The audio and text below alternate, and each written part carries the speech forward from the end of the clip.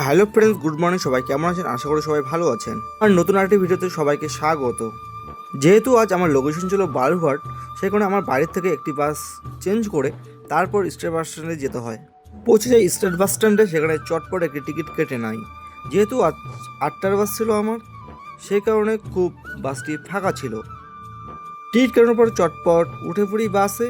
এমনকি আমার সিট নাম্বারটি খুঁজে বের করতে বেশি সময় লাগেনি, কারণ বাস আজকে খুবই ফাঁকা ছিল।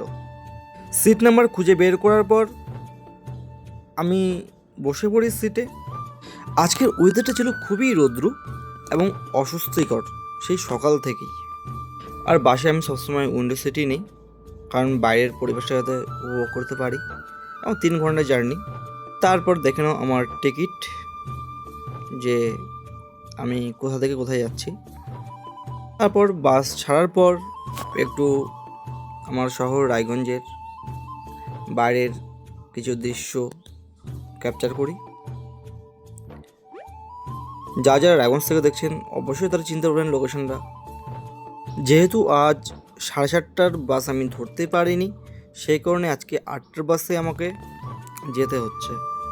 তাই 30 মিনিট এমনিতেই অনেকটা লেট হয়ে গেছে। এরপরে আজ আরও লেট হয়ে যায়, কারণ মাঝপথে কালিয়াগঞ্জ পার করে গাড়িটির হর্ন খারাপ হয়ে যায়। তারপর 3 ঘন্টা পর পৌঁছে যাই বালুরঘাট। সেখান থেকে টোটো ধরে পৌঁছে যাই আমার কাজের লোকেশনে। সেখান থেকে কাজ টাজ করে আবার বাড়ি ফেরার জন্য রওনা দিই সেই স্টেট বাস স্ট্যান্ডে। সেখান থেকে একটি কোল্ড ড্রিঙ্কস নেই। কোল্ড ড্রিঙ্কস নেওয়ার পর 4:15 বাস অপেক্ষা করতে থাকি। তারপর হঠাৎ করে জানতে পারি 4:15 বাস আজকে নেই। তারপর খুব চিন্তায় পড়ে যাই। সেখান থেকে আবার পাবলিক বাস স্ট্যান্ডে যাই। সেখান থেকে পাবলিক বাস ধরি। পাবলিক বাস ধরার পর বাস যখন বেরিয়ে যায়, তখন হঠাৎ জানতে পারি রাস্তার কোনো এক জায়গায় পথ অবরোধ চলছে। সেই কারণে গাড়িটি ঘুরে যেতে বাধ্য হয়। সেই কারণে আমার আরও লেট হয়ে যায়।